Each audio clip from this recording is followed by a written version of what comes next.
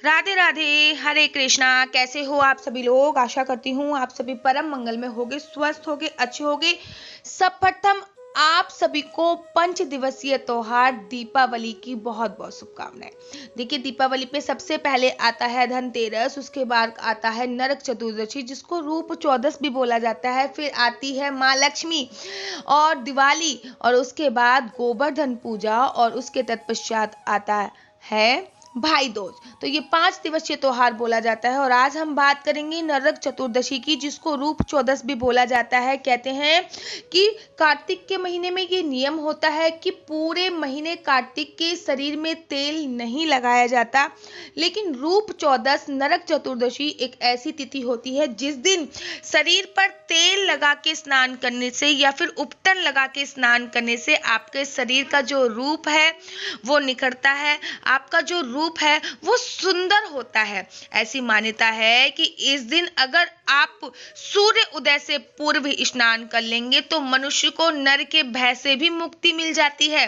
तो चलिए आज मैं आपको उसी के बारे में बताती हूँ। सबसे पहले आपको करना क्या है, आज के दिन आप रूप चतुर्दशी वाले दिन, पहले तो तिथि बता देती हूँ मैं आपको कि तिथि कौन सी है।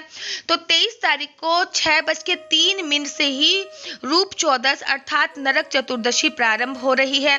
लेकिन जब भी चतुर्दशी 2 दिन पड़ती है तो उदय तिथि के अनुसार ही मानी जाती है, अर्थात 24 तारीख को ही मानी जाएगी। तो 24 तारीख को आपको सुबह सुबह उपटन लगा के या फिर तेल लगा के स्नान करना है। आज के दिन सूर्य उदय से पूर्व स्नान करना आवश्यक है। सूर्य उदय से पूर्व तिल के तेल की शरीर में मालिश करनी चाहिए। उसके तत्पश्चात आपको जो चिड़चिड़ी होते हैं उसके पत्ते डालकर स्नान करना चाहिए, या फिर तिल डालकर पानी में स्नान करना चाहिए, या फिर गंगा जल डालकर भी पानी में स्नान करना चाहिए। उसके बाद आपको एक लौकी लेनी है जिसको घिया भी बोलते हैं, उसके 2 टुकड़े करने हैं, और 2 टुकड़े करने के तत्पश्चात अपने सर से 7 बार घुमाना है। कहते हैं अपने सर से 7 बार घुमाने से आपको नर्क का भय दूर होता है, ऐसा पद्म पुराण में लिखा हुआ है।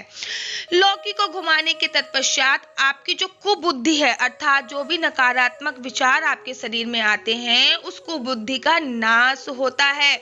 उसके तत्पश्चात लौकी को फेंक देना है, अर्थात आप डस्टबिन में थ्रो आउट कर सकते हो, पानी में बहा सकते हो।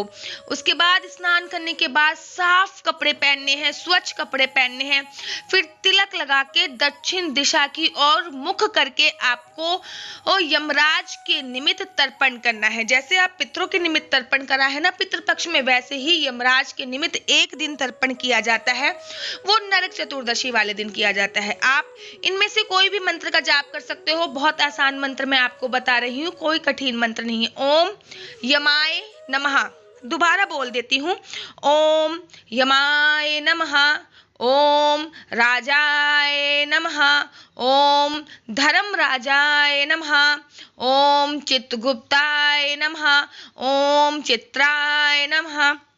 इनमें से आप कोई भी मंत्र का जाप कर सकते हैं। कहते हैं कि इस दिन सूर्य उदय से पूर्व स्नान करने से पद्म पुराण में ऐसा लिखा है, यमलोक नहीं जाना पड़ता तथा नर्क के भागी नहीं होते हैं। अरे भविष्य पुराण में तो यहाँ तक लिख दिया है कि कार्तिक कृष्ण चतुर्दशी को जो व्यक्ति सूर्य उदय के बाद स्नान करता है उसके पिछले 1 वर्ष के पुण्य खत्म हो जाते हैं, समाप्त हो जाते हैं। यद्यपि कार्तिक मास में तेल लगाना वर्जित होता है, परंतु नरक चतुर्दशी या रूप चौदस के दिन विधान है कि नरक चतुर्दशी के दिन तिल का तेल तथा गंगा जल में लक्ष्मी माता का निवास होता है। इस दिन तेल लगाकर क्यों नहाना चाहिए, इसके ऊपर एक प्राचीन कथा है। चलिए वो मैं आपको सुनाती हूँ जिससे आपके सारे डाउट क्लियर हो जाएंगे। प्राचीन समय पहले की बात है कि हिरण्यगर्भ नामक राज्य में एक योगी रहा करते थे।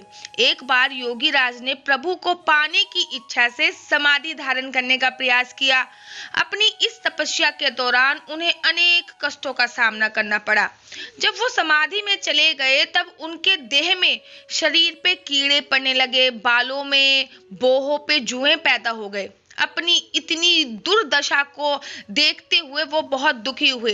तभी विचलन करते हुए नारद जी योगी जी के पास आ गए और उन्होंने योगी जी से उनके दुख का कारण पूछा।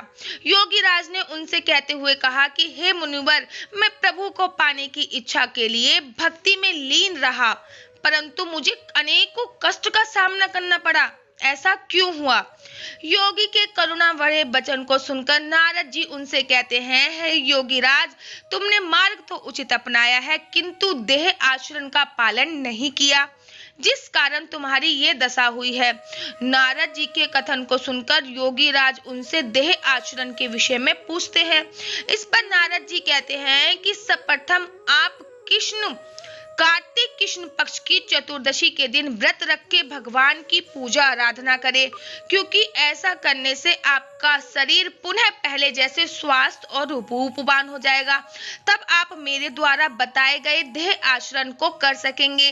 नारद जी की यह बात सुनकर योगी राज ने वैसा ही किया। उस व्रत के फल स्वरूप उनका शरीर पहले जैसा स्वास्थ्य हो गया। अतः तभी से इस चतुर्दशी को रूप चतुर्दशी के नाम से जाना जाता है। इस दिन सुबह सूर्य उदय से पहले शरीर पर तेल या उपटन लगा के मालिश करनी चाहिए।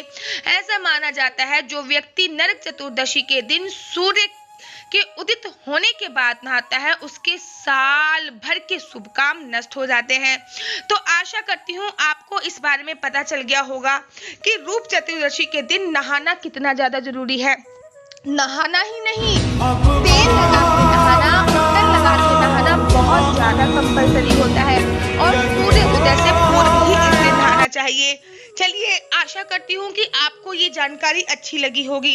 अगर आपको ये जानकारी अच्छी लगी है तो आप अपना YouTube चैनल हरि बोल को लाइक शेयर सब्सक्राइब करना बिल्कुल मत भूलिए। नरक चतुर्दशी वाले दिन पूजा अर्चना वंदना कैसे करनी है, अगर आप इस पर भी डिटेल में वीडियो चाहते हो तो मेरी इंस्टाग्राम आईडी डॉक्टर आशु दीदी पर मुझसे पूछ सकते हो या फिर कमेंट्स कर सकते हो। आशा करती हूँ आपको मेरी वीडियो अच्छी लगती होगी। तब तक के लिए मुझे दीजिए इजाजत। आप सभी को 5 दिवसीय दीपावली की बहुत बहुत शुभकामनाएं, 5 दिवसीय त्योहार की अनंत शुभकामनाएं। राधे राधे, हरे कृष्णा, हरि बोल।